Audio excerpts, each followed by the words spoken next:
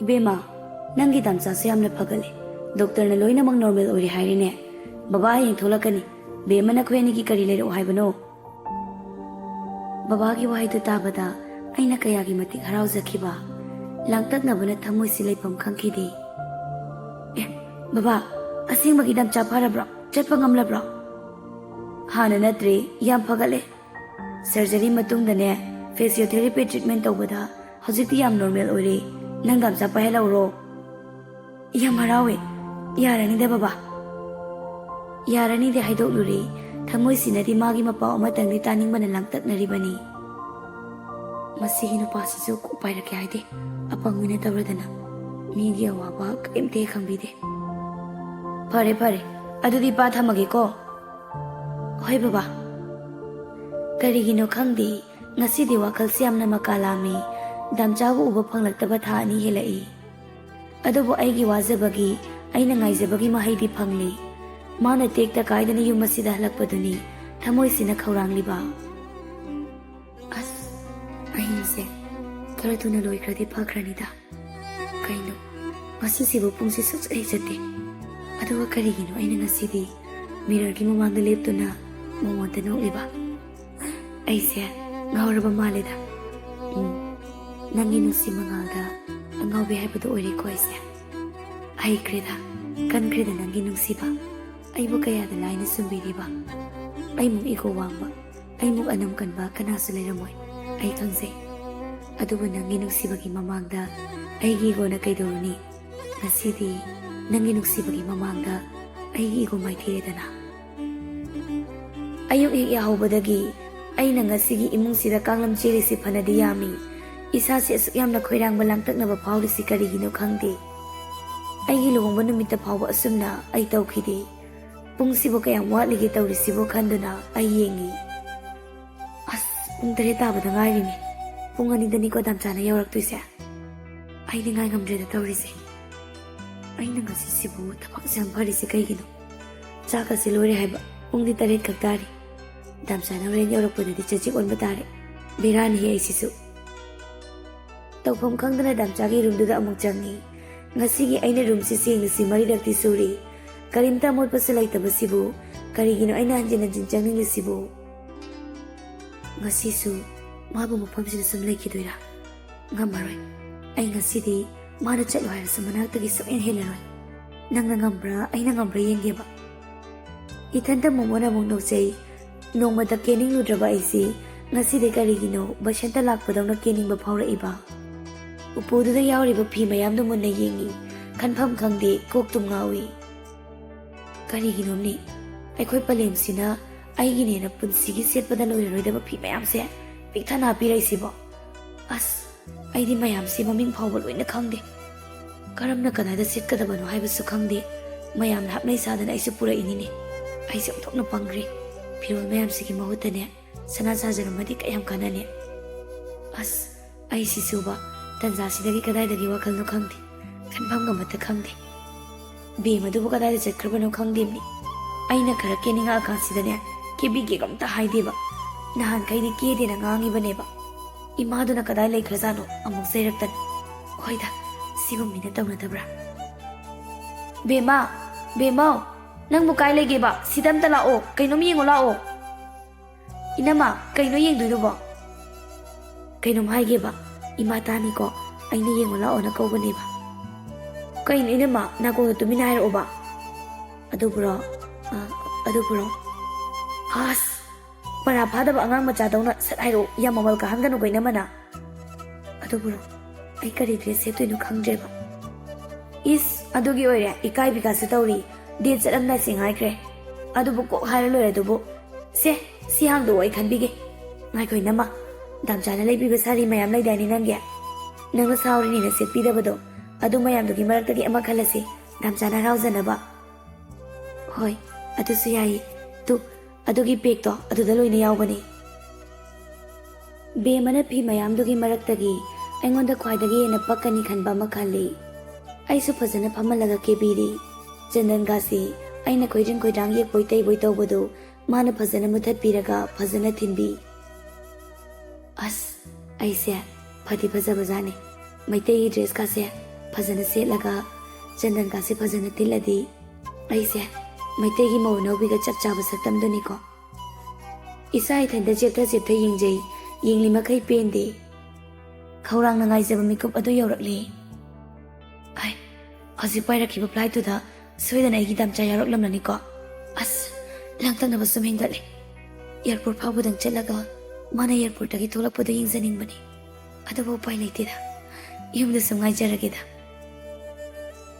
ꯏꯀꯨꯏ ꯀꯨꯏꯗꯦ ꯒꯦꯠꯇ ꯒꯥꯔꯤ ꯍꯣꯔꯟ ꯑꯃ ꯈꯣꯡꯂꯛꯄ ꯑꯩꯒꯤ ꯀꯂꯥꯞ ꯅꯤꯛꯄꯤꯗꯣ ꯑꯃ ꯍꯧꯔꯛꯏ꯫ ꯑꯁ ꯇꯟꯖꯥꯁꯤꯗ ꯑꯩ ꯇꯍꯥ ꯆꯦꯟꯊꯣꯛꯏ, ꯒꯦꯠ ꯍꯥꯡꯗꯣꯛꯏ꯫ ꯒꯥꯔꯤꯒꯤ ꯒ꯭ꯂꯥꯁꯇꯣ ꯍꯥꯏꯊꯔꯒ ꯗꯥꯝꯆꯥꯅ ꯃꯣꯃꯣ ꯅꯣꯛꯅ ꯌꯦꯡꯂꯛꯄꯗꯨ ꯑꯩꯒꯤ ꯃꯤꯠꯁꯤꯅ ꯀꯌꯥꯗ ꯈꯣꯏꯗꯥꯅ ꯌꯦꯡꯖꯕ꯫ ꯒꯥꯔꯤꯗꯨ ꯁꯨꯃꯥꯡꯗ ꯈꯥꯝꯃꯤ꯫ ꯑꯩ ꯈꯕꯔ ꯃꯆꯦꯠꯇ ꯃꯩ ꯆꯨꯈꯠꯂꯤ꯫ ꯗꯥꯝꯆꯥꯒ ꯕꯕꯥꯒ ꯃꯩ ꯑꯣꯛꯍꯜꯂꯤ꯫ ꯕꯦꯝꯃ ꯏꯕꯥꯅꯤ ꯆꯦꯟꯊꯣꯔꯛꯇꯨꯅ ꯄꯣꯠꯆꯩꯁꯤꯡ ꯊꯝꯖꯤꯟꯕ ꯌꯥꯎꯔꯤ꯫ ꯑꯌꯥ, ꯑꯩꯒꯤ ꯗꯥꯝꯆꯥꯁꯤ ꯉꯁꯤꯗꯤ ꯍꯥꯟꯅꯒꯨꯝ ꯅꯣꯔꯃꯦꯜ ꯑꯣꯏꯅ ꯆꯠꯄ ꯉꯝꯂꯦ꯫ ꯑꯩꯅ ꯀꯌꯥꯗ ꯅꯨꯡꯉꯥꯏꯖꯈꯤꯕ, ꯏꯟꯐꯦꯛ ꯍꯥꯟꯅꯗꯒꯤ ꯍꯦꯟꯅ ꯐꯖꯊꯣꯛꯏ꯫ ꯃꯥꯏ falling in love with him all over again.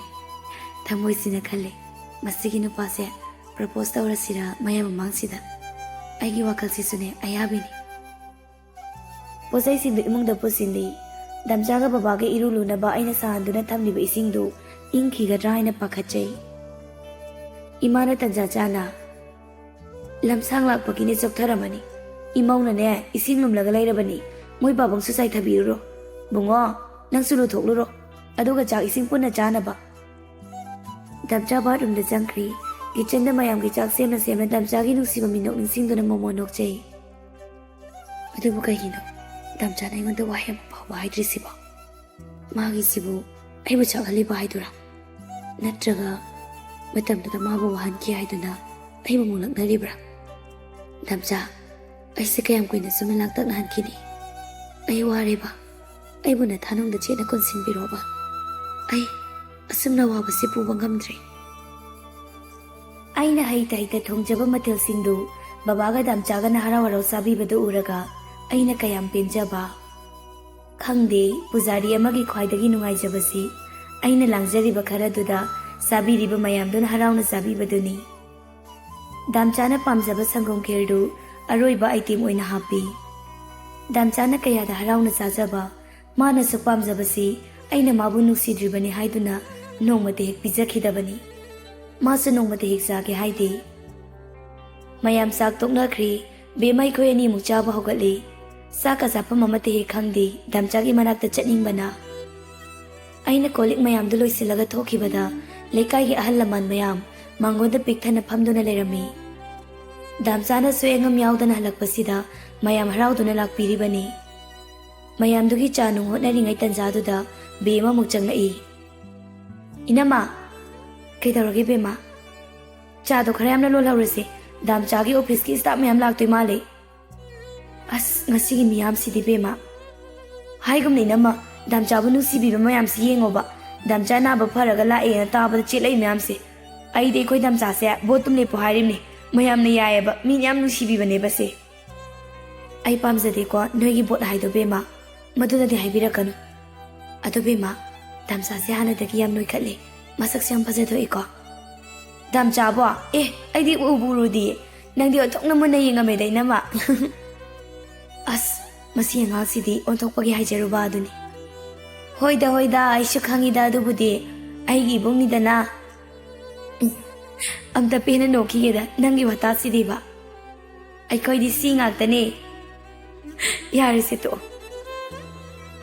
ꯉꯁꯤꯒꯤ ꯅꯨꯃꯤꯠꯇ ꯗꯥꯝꯆꯥꯕꯨ ꯎꯅꯕ ꯂꯥꯛꯏꯕ ꯃꯤꯌꯥꯝ ꯑꯣꯟꯊꯣꯛꯅ ꯌꯥꯝꯈ꯭ꯔꯦ꯫ ꯍꯤꯌꯥꯡꯊꯥꯡ ꯕꯣꯔ ꯈꯨꯔꯨꯝꯕꯒ ꯆꯞ ꯍꯦꯛ ꯃꯥꯟꯅꯩ꯫ ꯉꯁꯤꯒꯤ ꯕꯦꯝꯃ ꯏꯕꯥꯅꯤꯅ ꯂꯣꯜꯂꯤꯁꯤ ꯆꯥ ꯀꯣꯔꯐꯨ 2ꯗꯤ ꯁꯨꯗꯣꯔꯕꯅꯤ꯫ ꯗꯥꯝꯆꯥꯒꯤ ꯑꯣꯐꯤꯁꯀꯤ ꯁ꯭ꯇꯥꯐ ꯃꯌꯥꯝꯗꯣ ꯂꯥꯛꯄꯗ ꯗꯥꯝꯆꯥꯅ ꯍꯔꯥꯎꯖꯕ ꯃꯇ ꯎꯔꯒ ꯑꯩꯁꯨ ꯀꯌꯥꯗ ꯅꯨꯡꯉꯥꯏꯖꯕ꯫ ꯃꯥꯅ ꯃꯥꯒꯤ ꯃꯊꯧꯗ ꯈꯟꯖꯕ, ꯁꯤꯟꯁꯤꯌꯔ ꯑꯣꯏꯖꯕꯁꯤꯗꯤ ꯍꯥꯏꯗꯅ ꯀꯥꯟꯅꯗ꯭ꯔꯤ꯫ ꯃꯌꯥꯝꯗꯨ ꯆꯠꯅꯈꯤꯕꯗ ꯅꯨꯃꯤꯠ ꯇꯥꯔꯤ꯫ ꯑꯩꯁꯨ ꯗꯨꯛ ꯊꯥꯎ ꯃꯩꯀꯠꯅꯕ ꯍꯣꯠꯅꯩ꯫ ꯗꯥꯝꯆꯥ, ꯕꯕꯥ, ꯏꯃꯥ, ꯕꯦꯝꯃ ꯀꯃꯟ ꯔꯨꯝꯗ ꯇꯤꯚꯤ ꯌꯦꯡꯉꯒ ꯐꯝꯍꯧꯏ꯫ ꯗꯥꯝꯆꯥꯅ ꯕꯦꯒꯇꯣ ꯍꯥꯡꯗꯣꯛꯇꯨꯅ ꯗꯦꯜꯂꯤꯗꯒꯤ ꯃꯌꯥꯝꯒꯤ ꯂꯩꯕꯤꯔꯛꯄ ꯃꯌꯥꯝ ꯃꯊꯪ ꯌꯦꯡꯉꯤ꯫ ꯕꯦꯝꯃ, ꯅꯪꯒꯤꯗꯤ ꯀꯔꯤꯝ ꯂꯩꯔꯛꯇ꯭ꯔꯦ, ꯏꯃꯥꯒꯤꯗꯪ ꯂꯩꯔꯛꯑꯦ꯫ ꯀꯩꯑꯕ? ꯑꯩꯒꯤ ꯀꯔꯤꯝ ꯂꯩꯔꯛꯇꯦꯕ? ꯅꯨꯡꯁꯤꯗꯦꯁꯣ, ꯀꯧꯕꯤꯔꯛꯀꯅꯣ ꯑꯝꯇ꯫ ꯃꯆꯤꯟꯒꯥꯁꯤ ꯇꯨꯝꯊꯣꯛꯇꯅ ꯇꯧꯔꯤꯁꯦ ꯑꯝꯇ ꯌꯦꯡꯉꯨ꯫ Damchana matang chikap chappada leiraktushidi isangi mayam ama. Yare, amta haibirakaну. Ibungo, nasanupigi matausida laknabiruranu ba? Masi angangsidi ba? Ibung nabu nangi pot leiraktana halai haibro. Sisi, nangi pulit ahum leirakpani si pamri yango. Ihe, adugane damchagi trolley do aduda nangna pamjaba tedi biar haidu yaurabani. Madu hapna bot nabada awaba mani. Aya, asengbairo. Aya, yam phajai sidi. Inama phajadrane. Bemagi haraujaba mataudu ubada damchana kayada penjana nokliba. Damchana bemabu ningjaba sidi haidana kanadri. Bemasa adu mangai damchana bu hairadi loijari. Mayam wari nungairingaida aidi numidangi chak thongane haiba phawba kaururi. Phok agoli ta chatke tawi damchana. Nandi karim leraktre he. Ai di yare da damcha. Ado baba karin sang thongoge matam se thengjin kre ai sak thagat lurage. Ipa dine pukpu ithalek thali tawrise. Adudi isam chamba masum thongage ka baba. Hoi asamba mek tawro. Hoi baba. Ngai khoda imau su ne nga pothaja khijanu ngasai dagi nga hakta phawba pothaja dribani moi pabung na chasu saroi dabada. Ima yanida lamsang lakpagi choktharani ngana cha thoga pothanaba. Hai gamna ngangtang pham ko bainama ngasai dagi wadro nangba adui serok dam chana lerak papuri singsia yengu silao. Oi lao yengu rase ichandadi loina pakanida. Aseng bagi pakadra. Aseng mai pakani. Be magi kada mana puri singdu mathang lituna yengi. Mana kaya da harauzaba tedi da kon khibadagi thadoktre kari khalurabano khangde ingonda yengaga. Inama aigi ahum siyamale inamagi apamba makhalo. Angau bisidi nangi nina leiraga inamagi upuda leiri mayamdudi. Adoisu aikhoi damsa si yam phatte inamagi karinda phawba hek leiraktiba. Inama horen chak pijarunu ko. Nangsidi aigidi leidana da leiradudi aina kadai chatpada litorigi mayamduba. Inamasu office kadura sidi babana hairiba handak MPSC exam haidorakpadagi inama office karani ye. Kadai dagi nuda khalakani khaloi su khangdabadubu. Khalakani kaishu. Aina themduna bemadu lairik pahalaga ai kitchen da changi. Imana lairak pawai tharaktu khokna thanda khalli. Bemadu bagari khalura zano. Aigi karisu lairakte haina manu nungaitabagira natraga kaigino mana sumna hairibasiba. Damchana aigi karisu leirakte haidana ai karisu nungaitaba leitida. Mana tekta kaidana halakpase simu nungaiba leite. Atubu musu khale. Nomata mana leirakpa pot amata aina harauna laukhidre. Ngasidi numisingdugi laman singli male. Matamdugi thawdoksingdo ningsinglure ai.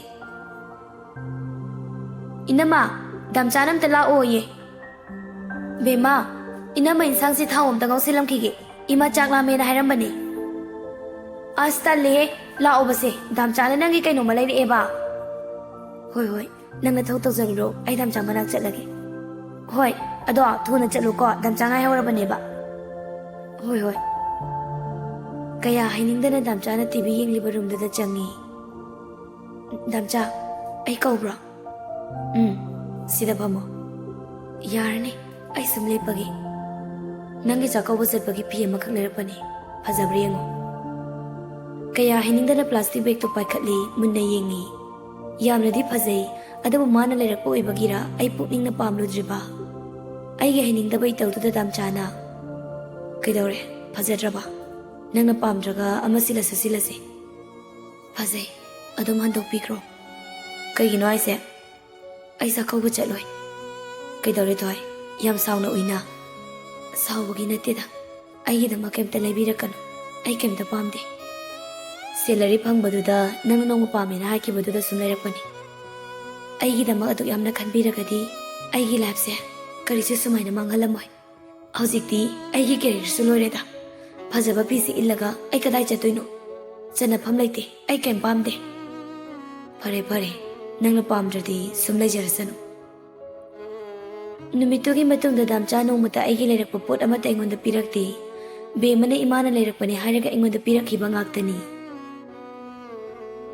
Khokliba waido hanjin makudu nanbi sana leirami.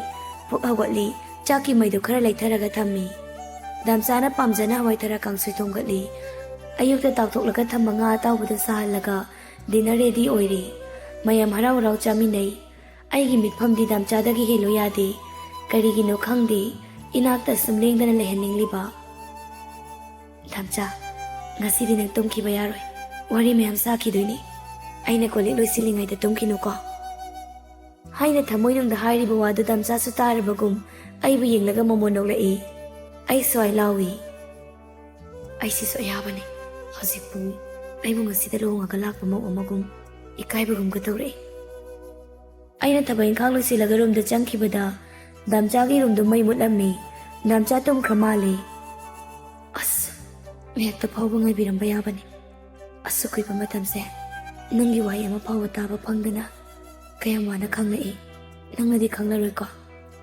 ꯍꯧꯈꯤꯕ ꯊꯧꯗꯣꯛꯁꯤꯡꯗꯨꯗ ꯅꯅꯥꯛꯇ ꯏꯅꯤꯡ ꯇꯝꯅ ꯆꯪꯖꯕꯒꯤ ꯄꯥꯡꯒꯜꯁꯨ ꯂꯩꯇꯦ ꯗꯥꯝꯆꯥ ꯉꯁꯤꯒꯤ ꯑꯍꯤꯡꯁꯤꯃꯗꯤ ꯑꯩꯒꯤ ꯊꯃꯣꯏꯒꯤ ꯄꯥꯎꯁꯦ ꯄꯦꯟꯅ ꯇꯝꯖꯒꯦ ꯈꯟꯈꯤꯕꯅꯤ ꯑꯗꯨꯕꯨ ꯅꯪ ꯋꯥꯔ ꯃꯥꯜꯂꯦ ꯅꯤꯡꯉꯥꯏꯗꯅ ꯇꯨꯝꯈꯨꯟ ꯇꯥꯟꯈ꯭ꯔ ꯃꯥꯜꯂꯦ ꯑꯗꯨꯕꯨ ꯑꯩꯗꯤ ꯑꯍꯤꯡꯁꯦ ꯇꯨꯝꯊꯕ ꯉꯝꯂꯔꯣꯏ ꯗꯥꯝꯆꯥꯒꯤ ꯔꯨꯝꯗ ꯇꯞꯅ ꯊꯣꯡ ꯍꯥꯡꯗꯣꯛꯏ ꯗꯥꯝꯆꯥ ꯇꯨꯝꯊꯈ꯭ꯔꯕ ꯃꯥꯜꯂꯤ ꯃꯅꯥꯛꯇ ꯄꯥꯛ ꯆꯪꯁꯤꯟꯕꯁꯨ ꯉꯝꯗꯦ ꯃꯈꯨꯠꯇ ꯄꯥꯏꯔꯤꯕ ꯅꯣꯕꯦꯜ ꯇꯞꯅ ꯂꯧꯊꯣꯛꯂꯒ ꯇꯦꯕꯜꯗ ꯊꯝꯃꯤ ꯊꯨꯞꯆꯤꯟꯗꯨꯅ ꯂꯩꯔꯤꯕ ꯕ꯭ꯂꯥꯡꯀꯦꯠꯇꯨ ꯅꯤꯡꯊꯤꯅ ꯁꯨꯞꯆꯤꯟꯕꯤꯔꯝꯃꯒ ꯀꯥꯡꯈꯟ ꯌꯦꯞꯁꯤꯟꯕꯤꯔꯝꯂꯒ ꯑꯩ ꯊꯣꯛꯂꯛꯏ ꯅꯤꯡꯉꯥꯏꯗꯅ ꯇꯨꯝꯈꯨꯟ ꯇꯥꯜꯂꯤꯕ ꯃꯥꯕꯨ ꯌꯦꯡꯖꯔꯨꯏ ꯀꯔꯤꯒꯤꯅꯣ ꯈꯪꯗꯦ ꯃꯤꯠꯂꯨ ꯑꯅꯤꯃꯛ ꯏꯍꯧꯔꯛꯏ ꯅꯪꯕꯨ ꯃꯤꯔꯥꯏꯔꯨꯕꯒꯤ ꯃꯍꯩꯅꯤ ꯑꯩꯅ ꯉꯁꯤ ꯐꯪꯂꯤꯕ ꯈꯪꯉꯝꯗꯕ ꯃꯩꯆꯥꯛꯁꯤ ꯅꯨꯃꯤꯠ ꯈꯨꯗꯤꯡ ꯏꯅꯥꯛꯇ ꯂꯥꯛꯇꯨꯅ ꯑꯩꯕꯨ ꯌꯦꯡꯁꯤꯟꯕꯤꯔꯝꯕ ꯉꯁꯤꯗꯤ ꯆꯣꯛꯊꯔ ꯃꯥꯜꯂꯦ ꯅꯤꯡꯉꯥꯏꯗꯅ ꯇꯨꯝꯈꯨꯟ ꯇꯥꯟꯈ꯭ꯔꯦ ꯗꯥꯝꯆꯥ ꯂꯪꯖꯔꯨꯕ ꯏꯔꯥꯜꯒꯤ ꯗꯟꯗꯤꯅꯤ ꯈꯟꯅ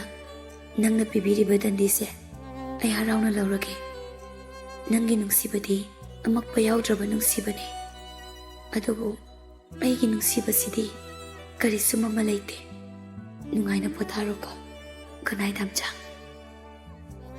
ꯊꯣꯡꯗꯣ ꯇꯞꯅ ꯂꯣꯜꯂꯝꯃꯤ ꯇꯧꯐꯝ ꯈꯪꯗꯅ ꯇꯦꯔꯦꯁꯇ ꯊꯥꯔꯤꯕ ꯆꯤꯌꯔꯗꯨꯗ ꯐꯝꯊꯔꯨꯏ ꯅꯣꯡꯃꯗꯣꯜ ꯊꯛꯇ ꯉꯥꯜꯂꯤꯕ ꯅꯣꯡꯗꯣꯟ ꯊꯥꯖ ꯃꯥꯕꯨ ꯎꯔꯒ ꯊꯃꯣꯏ ꯆꯥꯏꯐꯝ ꯈꯪꯗꯅ ꯂꯥꯡꯇꯛꯅꯔꯛꯏ ꯍꯦ ꯊꯥꯖ ꯑꯩꯒꯤ ꯊꯃꯣꯏꯒꯤ ꯑꯋꯥꯕꯁꯦ ꯅꯪꯅꯗꯤ ꯎꯕꯤꯌꯨꯀꯣ ꯃꯦꯡꯂꯕ ꯅꯪꯒꯤ ꯅꯉꯥꯜꯁꯦ ꯉꯁꯤꯗꯤ ꯊꯃꯣꯏ ꯃꯩꯁꯥ ꯂꯥꯡꯍꯜꯂꯦ ꯑꯍꯤꯡ ꯀꯌꯥ ꯅꯪꯒꯤ ꯅꯉꯥꯜꯗ ꯗꯥꯝꯆꯥꯅ ꯀꯞꯈꯤꯕꯗꯣ ꯈꯪꯅ ꯈꯪꯅ ꯑꯩꯅ ꯎꯁꯤꯟꯅꯈꯤꯕꯗꯣ ꯃꯗꯨꯒꯤ ꯃꯍꯩꯅꯤ ꯉꯁꯤꯗꯤ ꯑꯩꯒꯤ ꯃꯤꯠꯂꯨꯗꯒꯤ ꯁꯤꯟꯊꯔꯤꯕ ꯄꯤꯔꯥꯡꯁꯦ ꯉꯁꯤꯗꯤ ꯑꯩ ꯃꯥꯏꯊꯤꯔꯦ ꯑꯩꯒꯤ ꯅꯨꯡꯁꯤꯕꯁꯨ ꯉꯁꯤꯗꯤ ꯑꯩꯕꯨ ꯍꯪꯒꯣꯏꯔ ꯃꯥꯜꯂꯦ ꯑꯩꯕꯨ ꯅꯥꯊꯩꯗꯨꯅꯁꯨ ꯊꯝꯕꯤꯔꯦ ꯄꯨꯝꯅꯃꯛ ꯂꯪꯖꯔꯨꯕ ꯏꯔꯥꯜꯗꯨꯒꯤ ꯃꯍꯩꯅꯤ ꯑꯩ ꯀꯅꯥꯕꯨꯁꯨ ꯋꯥꯔꯧꯔꯔꯣꯏꯗ ꯀꯅꯥꯗꯁꯨ ꯑꯃꯨꯛ ꯍꯟꯅ ꯋꯥꯀꯠꯂꯔꯣꯏ ꯁꯤꯟꯊꯔꯤꯕ ꯑꯩꯒꯤ ꯃꯤꯠꯂꯨ ꯄꯤꯔꯥꯡꯁꯤꯅ ꯀꯪꯈꯤꯕ ꯃꯤꯀꯨꯞꯇꯣ ꯅꯪꯒꯤ ꯅꯨꯡꯁꯤꯕꯒꯤ ꯏꯔꯤꯛꯇꯣ ꯈꯧꯔꯥꯡꯕ ꯀꯣꯛꯆꯒꯦꯀꯣ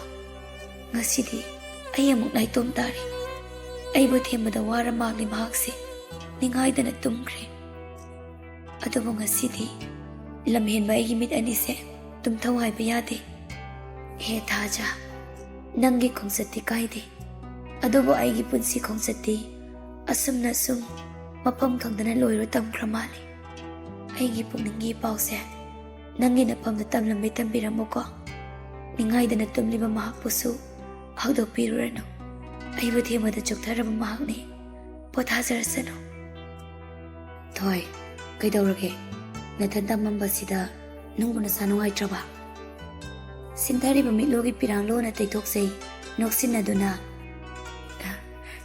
ꯗꯥꯝꯆꯥ ꯑꯩ ꯀꯩꯁꯨ ꯇꯧꯗꯤꯌꯦ ꯊꯥꯕꯜ ꯐꯕꯁꯤꯗ ꯁꯨꯝ ꯅꯁꯥꯗꯣ ꯅꯤꯛꯏꯗꯨꯕꯨ ꯀꯩꯗꯧꯔꯒꯦ ꯁꯦ ꯗꯥꯝꯆꯥ ꯐꯤꯍꯟꯕꯤꯔꯛꯀꯦ ꯌꯥꯔꯅꯤꯌꯦ ꯗꯥꯝꯆꯥ ꯗꯥꯝꯆꯥ ꯄꯣꯊꯥꯕꯤꯔꯨꯔꯣ ꯑꯩꯁꯨ ꯆꯪꯉꯛꯑꯒꯦ ꯑꯩꯅ ꯗꯥꯝꯆꯥ ꯇꯨꯝꯕ ꯊꯨꯒꯥꯏꯔ ꯃꯥꯜꯂꯦ ꯗꯥꯝꯆꯥ ꯇꯨꯝꯈ꯭ꯔꯕ꯭ꯔꯥꯅ ꯁꯨꯝ ꯆꯪꯉꯛꯑꯝꯕꯅꯤ ꯑꯩꯁꯨ ꯅꯣꯕꯦꯜꯗꯣ ꯄꯦꯖ ꯑꯃ ꯁꯨꯝ ꯄꯥꯔꯝꯕꯗꯒꯤ ꯀꯃꯥꯏꯅ ꯇꯨꯝꯈꯤꯕꯅꯣ ꯈꯪꯍꯧꯗ꯭ꯔꯦ ꯗꯥꯝꯆꯥ ꯄꯣꯊꯥꯕꯤꯔꯨꯔꯣ ꯆꯣꯛꯊꯔꯝꯃꯅꯤ ꯀꯩꯗꯧꯔꯒꯦ ꯊꯣꯏ ꯑꯦ ꯅꯪ ꯀꯞꯄꯤꯔꯣ ꯁꯦ ꯗꯥꯝꯆꯥ ꯗꯣꯟꯁꯤꯂꯣ ꯀꯩꯒꯤꯅꯣ ꯁꯦ ꯀꯞꯀꯅꯨ ꯄꯤ ꯄꯥꯝꯃꯨꯏꯌꯦꯕ ꯁꯦꯁꯦ ꯗꯥꯝꯆꯥ ꯇꯩꯊꯣꯛꯄꯤꯒꯦꯁꯦ ꯗꯥꯝꯆꯥ ꯑꯩ ꯀꯞꯇꯤꯌꯦ ꯑꯩ ꯀꯩꯁꯨ ꯇꯧꯗꯦ ꯆꯠꯂꯣ ꯗꯥꯝꯆꯥ ꯄꯣꯊꯥꯔꯨꯔꯣ Nangna sumna leiraga damchana kamaina pothadoiba. Se, kaidorage damchada hayuse. Damcha, kaidorage toy. Ai damcha bu yamna miss tawi. Hikna kapsaki thamoi pe na kapki. Lotuna thamlakpa pirangi ichel khamba ngamkhidi. Kaigino dumna hairidi toy. Damcha hala isidi. Damcha kaisu tawdrasidi. Se, kapkanu. Damcha nungaiteba. Damcha, ai nang yaudana hingbasu ngamla. Ai thadokpiganu ko. Ai nangoda yam lankre. Toy, nangna lanba nati. Damcha na lanbani. Sinthariba aigi mitlo pirangsing nungsiba magi makutna nungsina taithokpiri. Matong huktraba ina maram oiraga nangi punsise ngasidi awaba kaktana na saruk oireko. Damcha, aibu kapkanu themlaga nang kaplabro. Se, ai kaparoiba. No, ai kapteda. Nangna dumna leirabadi damcha yamna wai. Nangna mikup kuding nokna leibaduni aina pambadi. Damcha, ai kaparoye. Damcha na sumna halakpase ai yamna harawe. Nangna mirol tadana tumduna leikraga ai kayam wai khangbra. Parise, hojikti damcha la asidi. Damcha, kaidorage toy. Ai kainumta haisagena yabigadra. Kaiwano hairose. Will you marry me again? Angawi sidi. Ngaude cho. Kainum haibiura. Nangse yam nungsi. Ai tahawdi amuka haibiyo. Aduburo nangse nasak yam thi haiba. Nate cho. Is angang macadong naningayga tawi. Hanubi parakanda. Damcha daw ina dana kana daw ina rucho haino. Damcha na ibu miray doon na chatkrabadi ay. Kayo na nangangali doon ba? Adumay na haipang nadi. Damcha nga sidi niya. Nanaktat na yung nananipis sidi. Nang inungsimit iyang ang makagtabo. Ay nagkayamuha na ngay charak pa. Nang kang libanatra. Damcha ay siyam na pangi ko. Nang itamoy buso ay nakayada wahal ba? Ay giwakal ang makak na maramoy raga. Nang budi ang wahal ko. Ay bunga piyo ko. Nungsiba magi mathanungda kayada penjarabang asigi thamoisi. Punsigi awaba kongai kauduna nungsiba magi mangalda tauzari. Nangi nungsiba na ngasidi ay mapok amada pupirare. Nangi nungsiba na ay bumok hinganbiri. Nangi nungsiba na taibang sisin matungle. Mutlaroy ay gitamoy nungsiba. Nungsiba Nangna Tambiba. Matang asida Nungshiba Nangna Tambiba hariba wari asi loisinjari. Wari asiba hobadagi loiba phawba tabirakliba listener pumnamakpu thagachari. Amadi wari asiba ko thabirakpa aikoigi Malemnganba busu aini kaikumna butchari. Matung tarakpadasu wari nungai nungaiba mayam ama puduna lakjage.